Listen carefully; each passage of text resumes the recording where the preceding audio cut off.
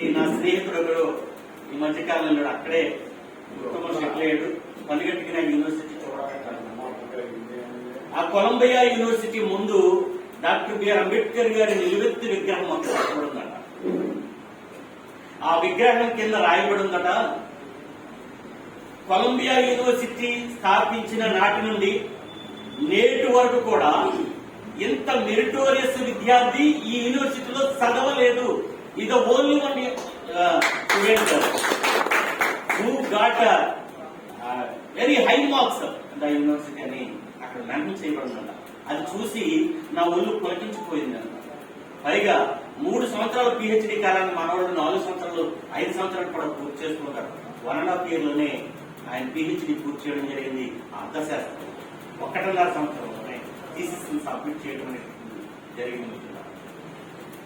London school of economics లో MA economics పూర్తి చేసి దాని కొనసాగింపుగా కొలంబియా యూనివర్సిటీలో పిహెచ్డి అర్థశాస్త్రంలో పూర్తి చేయడం అనేటువంటి జరిగింది.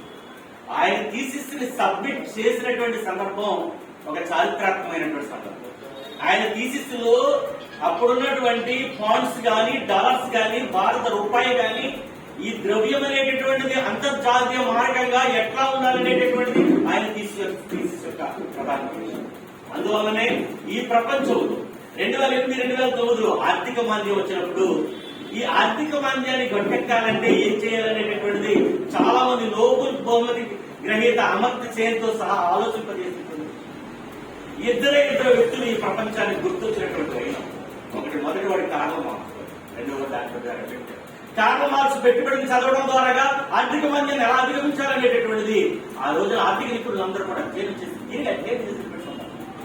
అలాగే డాక్టర్ బిఆర్ అంబేద్కర్ కూడా ఏదైతే పిహెచ్డి థీసిస్ సబ్మిట్ చేయడానికి కొలంబియా యూనివర్సిటీలో థీసిస్ సబ్మిట్ చేశాడు, ఆ థీసిస్ కూడా అధ్యయనం చేసినటువంటి వాస్తవాన్ని దృష్టికి తీసుకుంటాం. ఇది వాస్తవం.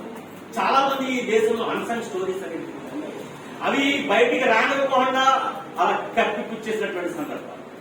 డాక్టర్ బిఆర్ అంబేద్కర్ గొప్ప ఆర్థిక నిపుణుడు. ఫింగర్ టిప్స్ మీద ఆర్థిక అంశాన్ని చెప్పగలిగినటువంటి ప్రపంచంలో అనేక మందిలో ఒకడు.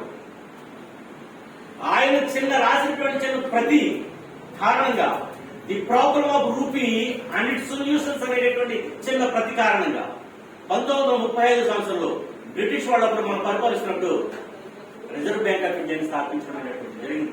ఈ దేశంలో రిజర్వ్ బ్యాంక్ ఆఫ్ ఇండియా స్థాపించబడ్డానికి కారణం డాక్టర్ బిఆర్ అంబేద్కర్. అంత ఆర్థిక నిపుణుడు. ఆయన అంశాలు పరిగణలో తీసుకోబట్టే ఒక బ్యాంకింగ్ రంగాన్ని అనేటటువంటిది